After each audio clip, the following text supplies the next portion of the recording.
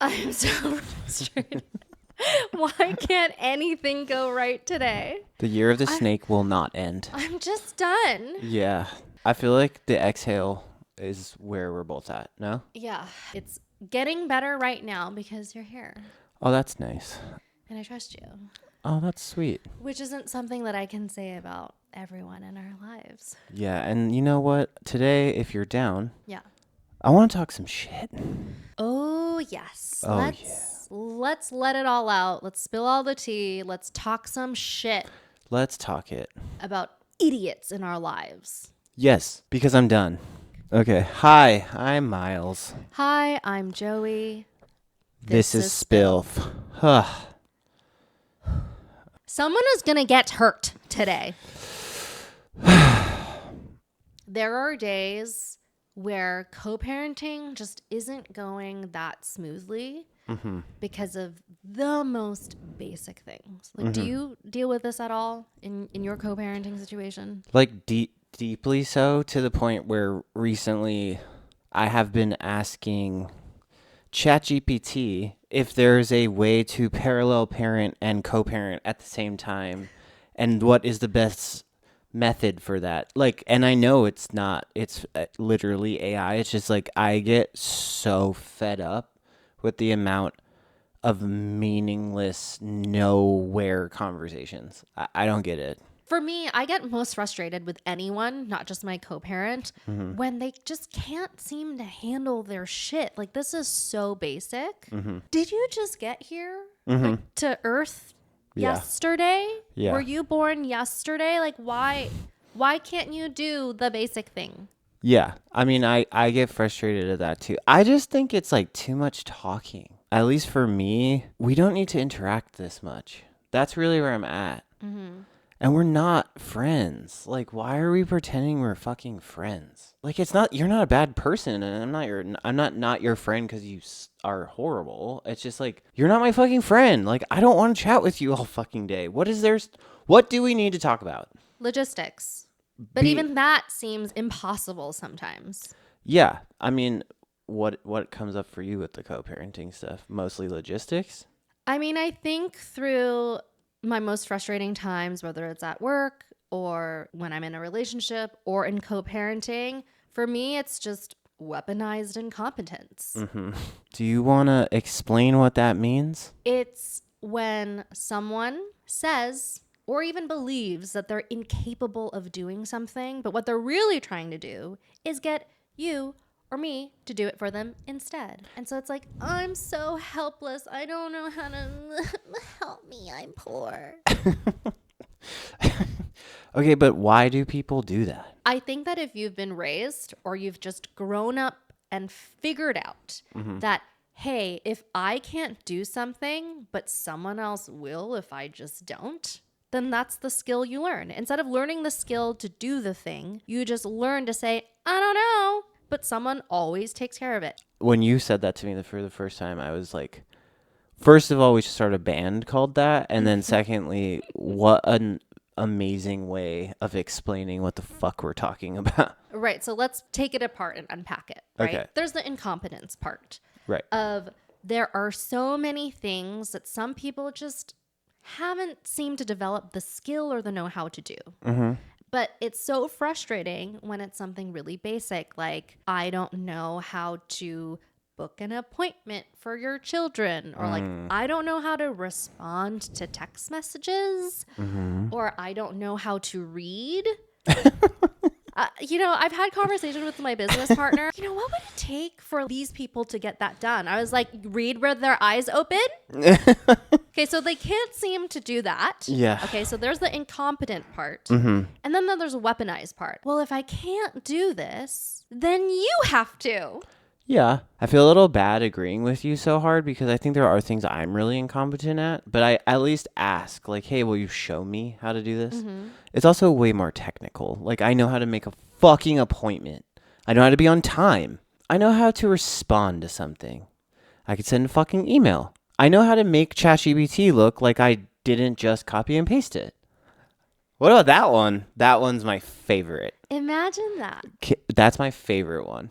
I feel like Women and moms deal with that a lot. Oh, you don't know how to do laundry, so all of a sudden your wife does laundry for the rest of your lives? Like, that's weaponized incompetence for me. I'm not saying this about my co-parent. He can do laundry, but like, that is a very real experience for people. I was like, grown men don't know how to do laundry, is what you're telling me? Or they quote unquote don't know how to do laundry. They weaponize this concept of incompetence. I just don't know how to cook. Not just grown men, but many people will say, I just don't know how to cook. So they eat out all the time. Or if they end up with a partner who does know how to cook, all of a sudden it's that person's job forever. I'm just so shocked by this. Sorry. That's wild to me. But I also didn't know how to cook or do anything, and you just fucking learn. I don't understand. I don't know.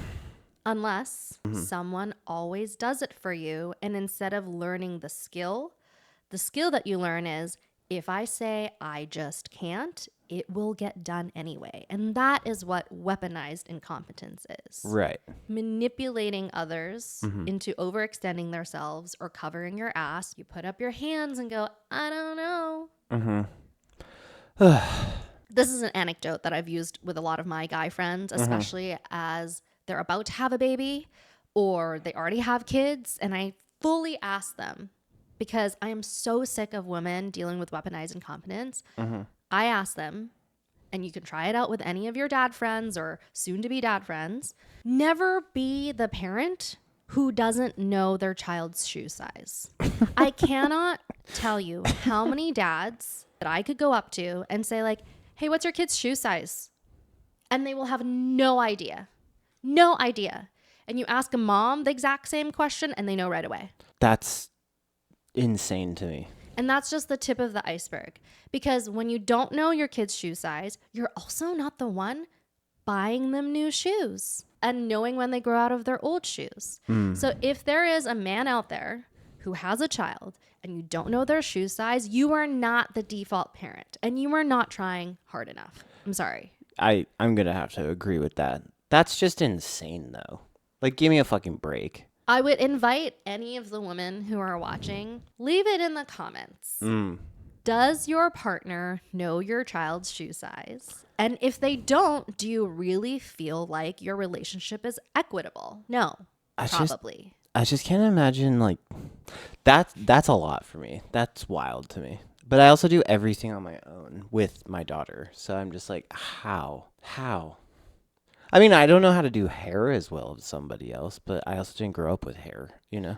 But then I've also watched you in real life, like, learn how to braid. Like, learning how to do plaits and stuff is a skill you've developed in the last year. Yeah. Like, you're like, I don't know how to do something. I'm not just going to leave it for my partner. You're not just going to be like, okay, well, my daughter only gets braids when a teacher or her mom does it. You're like, I'm going to learn. It might not look as good the first few times, but you went and did it. But question for you then, what are these people doing when they're alone with their kid? Because my daughter would never let me not learn. Do you know what I'm saying? Like, she would just throw a mega tantrum for like 2 days. Like, that's why I learned, because she has to have certain things. And I was like, well, there ain't no one else here, so I have to just do it myself. I think that's the thing, because you are a solo dad a lot of the time and you don't have another person as the Band-Aid or support person to cover for everything that you can't do, or you can't just like punch the problem over to somebody else. But I think in a lot of families, unless both parents are just as involved, there usually is a default parent. And I do think a lot of women let their partners get away with weaponized incompetence. But as a woman, wouldn't you, I'm asking you, like you, Joey, as a woman, like, don't you just eventually get like incredibly unattracted to that? Why do you think I'm not married anymore? Well, yeah, duh. But you, like, what's the timeline of just being like, wow, you're a fucking loser, dude? I think I've let it go on for far too long. Yeah. I mean, unpacking my issues of, I had all these role models who were so self-sufficient and so caregiving that I watched my mom and my grandma martyr themselves bend over backwards and do all of the things for their family members. Mm-hmm. Mm-hmm. And so it must be very entrenched in me to be like, oh yeah, I have to make all the money. I have to cook. I have to clean. I have to be the default parent. I have to be the social one. It's just like, it's just all on me. But in modern times, doesn't that raise a red flag for you? Yes, it's a huge red flag. I just can't imagine this for you. I mean, again, though, I can say there's so many things I'm not good at with like taking care of myself maybe, but are you saying the difference is like, hey, I don't know that, can you teach me, versus just like, oh, well, I don't know that and you'll just do it for me, so I'm just never going to think about it again? That's the difference, right? I sat down and had a taco with my last boyfriend, and he asked me how to file taxes. Just get an accountant. What? Ay. But what about Google? Nobody Googles? Why Google anything when your girlfriend is very smart? This is weaponized incompetence. It's kind of like if your co-parent goes, what time is this? And you're like, there is a Google calendar. It's synced to your phone. Why are you using me as Google or ChatGPT when you have the entire internet at your disposal? Or Gmail. Like, why am I the internet police? Yeah, it's really fucking annoying. So what I'm saying is, like, why do we have to talk so much? And it's what you're saying. It's weaponized incompetence, but it's also just like, don't you feel depleted sometimes with this shit? Like, this kind of stuff will ruin my entire working day. It contributes to your burnout. Absolutely, because you're just like, I don't have the capacity to also fucking raise you. I'm tired. Fucking, you're an adult with Gmail. Just, I don't know. Precisely. You know the search part? Just put in what you're looking for. Keywords, baby. Which is why I was like, this would have been possible if people could read with their eyes open. Why do it? Yeah, anyways. That's enough shit talking. We're just letting it out. We got to let all of the nervous energy out. Yeah. The important thing for us to remember in the new year is, how do we avoid ever getting into this situation ever again? Oh, we're talking patterns? If you were to ever have another child with somebody, what is something you would look for in a partner? And if you're someone who is looking to find a partner and possibly have children one day, as two people who had kids with people that we are no longer with, this is our advice. I think first and foremost, I would want to find somebody who doesn't make me feel like what we're talking about. If I was constantly feeling depleted and frustrated and angry and like therefore will be saying and doing aggressive things, fucking absolutely never again. Like I want somebody who has their own world. So I guess that's independence, right? Yeah. But like not so independent where you're like, hey, do you even like me? Like, cause I'm also like a needy, sensitive little bitch. Yeah. Like, hey, I have like my own agency to like go do my shit. Or, hey, I'm going to go meet my accountant to do my fucking taxes. Like that sentence is great. Instead of somebody be like, do you know how to do the tax? Motherfucker, I don't. First of all, yeah. Secondly, I still don't do them. I'm the worst person to ask. Yeah, but you can like go on Google and find an accountant and be like, here is money. Or ask your friends. Yeah. Anyway, so yeah, somebody who's like independent in a way that like I find that also like attractive, right? Who the fuck wants to date a baby? I already have a fucking baby. What about you? Yeah. I think what's really important for me for my next relationship, if I ever want one again, which is probably no, is it's important for me for that person to be proactive and a planner. A planner. Yeah, because I know my brain. I am an extreme planner. And people know this about me, where they can weaponize their own incompetence of like, oh, well, Joey will take care of it and she'll do it better, so she'll just do it. I want someone who is equally proactive about getting stuff done, so I don't always have to do it. Like, I took a trip recently with a guy friend that I've known for like 15 years. And the weight of the world lifted off my shoulders because he had a Google Doc going. He had screenshots of every rental, every hotel. He used an app to split our expenses. I was like, I didn't have to do any of the planning. I felt so taken care of. They do exist. They do exist. And Yeah. if you're single and in New York, his name is TC Meggs. He's the CTO of a very big art dealer. Shout out to TC. But it was like, that's what I need. I need a grown ass man Yeah. who can just take care of shit instead of like, I would like to do this. Can you figure it out for us? Yeah. I wish I was a planner. That sounds so nice. I love that for you. And it does exist. It exists. I've never experienced it until recently. Yet. Let's add some yets because we're going to do some pattern recognition shit. Okay. Right? And I especially think this for young women who are interested in finding a life partner and having a family. Does your partner plan dates? Can your partner plan a vacation? Can your partner do chores without you delegating or asking them to do anything? How proactive are they? And if they don't know something, will they take it upon themselves to learn the thing? Not for you, but for themselves and for maybe your future family. Because if you are with someone right now who just can't get their shit together, it's only going to get worse when you add tiny humans to the mix. Yeah. Or allow them to just continually do nothing. Yeah. And then you're going to get burnt out and then you're going to fucking leave them. But don't you think it's okay too to like know each other's strengths though? I'm not as strong as a cook as my ex, but I know how to cook. She just enjoyed it more and was better than me. But I was like really good at organizing, so I would organize. Yeah. I'm Like- saying like, are things equitable, not equal? Yeah, I'm not okay. saying you have to cook half the time and then I cook half the time.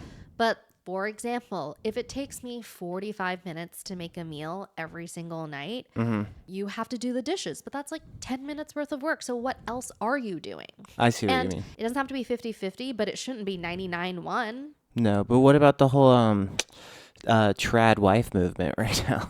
Fuck the trad I'm wife joking. movement. Also, just what way to just put people Just back. let's blow the whole thing over. Yeah.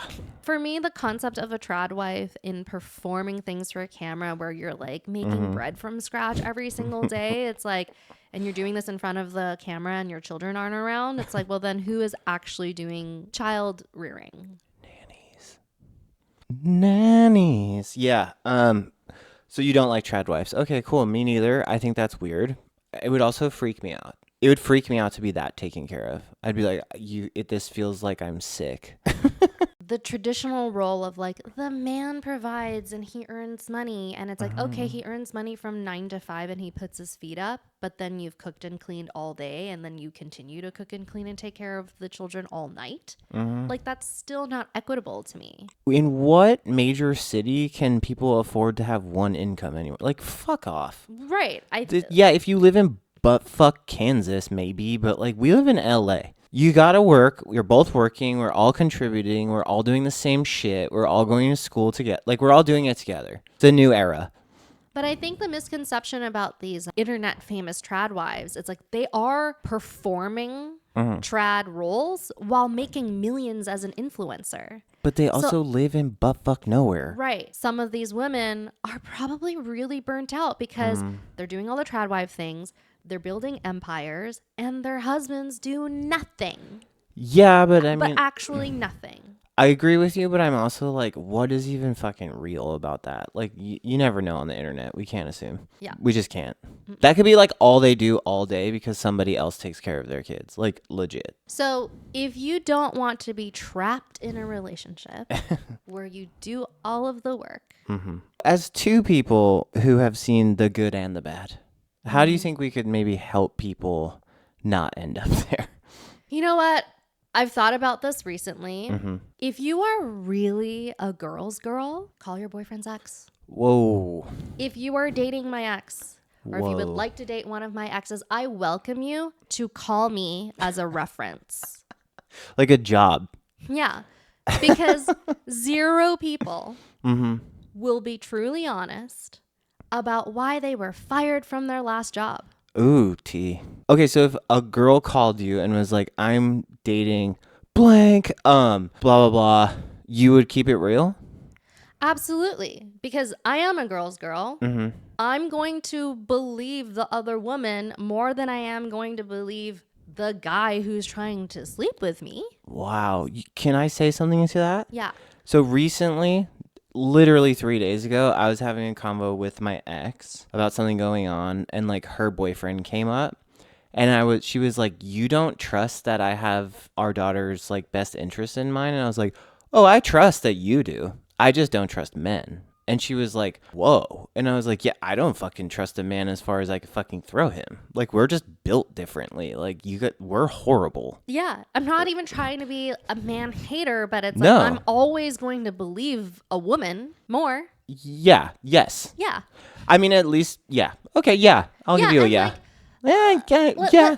let's say I don't date complete idiots, even though I do. Mm. I already know how shitty he is. Right. And I also know that he's good at picking the good ones. Mm-hmm. So, yeah, I'm going to trust her. Yeah, but yeah. I'd give it a 60-40 for me. Okay. This has actually happened before.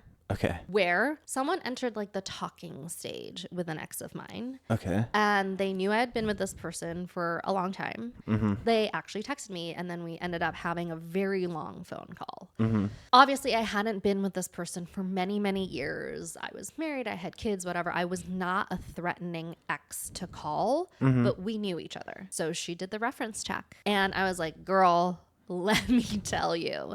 And I showed her screenshots. I gave her very specific stories and memories to be like, here are all of the red flags and pitfalls that I experienced. And I care about you. So I'm not just trying to shit on this person. I'm just giving you my truth, and you can make your own informed decision about it. Right. And I was also very specific about it's been a number of years. Maybe he's changed. Right. And also, every single relationship is different. Yeah. Right? Like, we bring out different dynamics in each other. I mean, So- some people bring out your worst. Right. So I was like, maybe we were just two people who drove each other crazy. Yeah. But also, that's another thing I hate about men. It's like, if a guy ever says like, oh yeah, my ex was crazy, that's just being very dismissive and I think misogynist. I don't know, because you have told me a bunch of my exes are crazy, though. Maybe I'm an exception. Yeah, but that's like stalking. That's Yeah, like real stalking and harassment. Yeah, I just don't want it to always be like all guys are bastards. There are some crazy girls, too.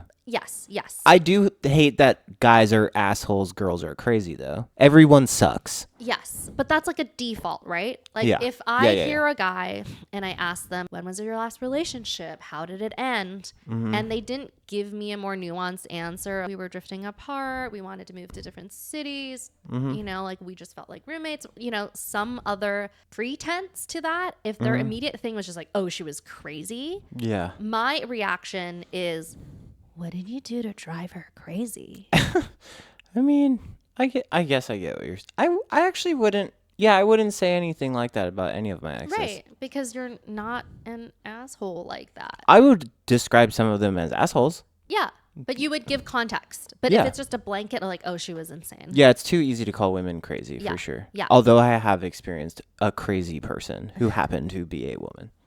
I get what you're saying. So I was very supportive of like, if you want to explore this, go ahead. You don't have to ask me. We've been broken up for a really long time, but I just want to tell you what you could be stepping into. Right. You alley-ooped the Yes. could I was be. like, this is my version of specific events and how they behave in a relationship.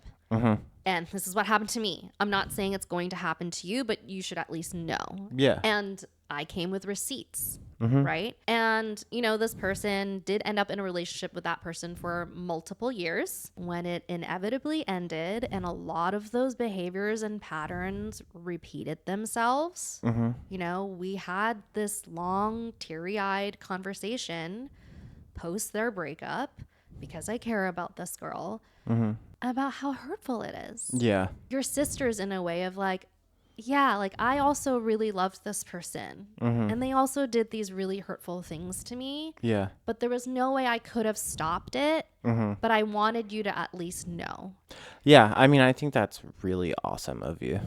Yeah. I mean, it sucks that it still became true years later. I'm sure that felt like a massive waste of time for her in a way, right? I don't know. I don't know. I've been so hurt in the last few months. Mm-hmm. And I don't wish that kind of hurt on anybody. Yeah. I hear you. I just, yeah.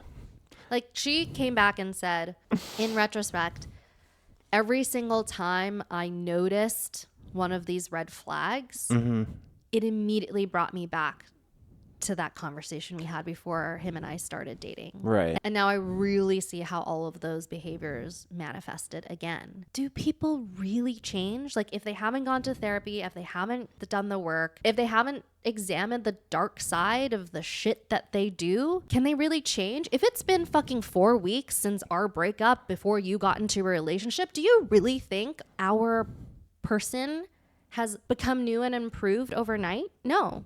No. And this person didn't change over a matter of years.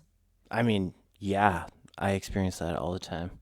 But it's also, that's part of weaponized incompetence, right? It's like, why would you look at yourself at all if you already don't fucking look at yourself at all?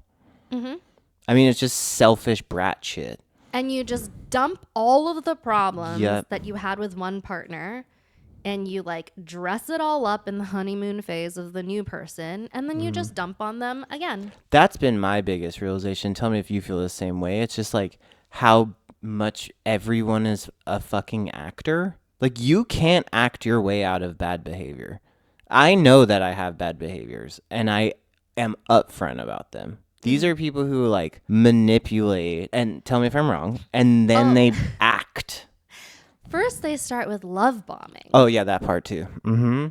And then Weaponized incompetence, and then they're just acting, right? Like a big red flag for me now, tell me if you agree with this or how you would feel about this, is like, you know me, like I start off with like, I'm fucking crazy. don't date me. Correct. Well, right. But you know, like I'm very honest about who I am and what I'm working through. And when I meet somebody who just has nothing to talk about in that regards to themselves, like it's really started to become a red flag for me. I'm like, oh, you're just another fucking person who thinks they're perfect or pretends they're perfect or whatever it is. And then you start getting annoying and incompetent and all these things because you just want somebody to like fucking like hold you up like this. Right. And we talk a lot about people having different capacities. Mm-hmm. Work on your capacity then. Yeah. If you're incapable of facing your fears, what are you doing to even take a peek? Yeah, but I mean, it's hard for me because I feel like that's all you and I do. It's like talk about what we are bad at. Yeah, I am a piece of shit. My first reaction was like, somebody did something terrible to me. Mm-hmm. How did I contribute to that happening? Right. I blame myself first every single time. Mm-hmm. Same. I mean, totally same. But I'm done with that year of the horse. I really fucking am. I really do you feel as if you and I are getting into our fuck you pay me era? Absolutely. Fuck yeah. Because that's really how I'm starting to feel. If something isn't making me hotter, richer, or more powerful, I'm not fucking doing it anymore. Speak to him. Right? Like, we're not sad girling over fucking lames anymore. We're just not doing it. No. Because it's like, what are you gaining from it? Wait. Not White hairs. I think the other way. I think you lost a bunch of weight. Not that you needed to lose weight. Thank you. Okay? I know. Thank you, baby. Now we just need to find who stabbed your fucking car tires. Oh my God. You motherfuckers. Now that I am no longer dating losers, I'm holding you to that. help me avoid a loser. We're gonna start. Are you with me? I'm with you. We're gonna start recognizing fucking patterns. Now, what does that mean to you? Everything is a pattern. Mm-hmm. You know, check with your counsel. That was cool. Yeah. Let's say you get into a small disagreement. Mm-hmm. Or the second you feel a little bit anxious. Maybe the person you're seeing is like very responsive, but then seemingly overnight they grow distant. Mm-hmm. Note that. Is this a pattern that maybe they're an avoidant. Mm-hmm. And you experience intimacy or closeness, or the small tiff happens, and their reaction is to pull away instead of communicate. That happens once. You're like, okay, maybe they were busy. Mm-hmm. It happens a second and third time. That's a pattern. But then, like, oh, this is how you handle issues, by not handling it at all. And then also bring it up then. Don't let 4, 5, 6, 7, 8, 9 time happen. Start at 3. Like, hey, I've noticed this 3 times. This is why it doesn't work for me.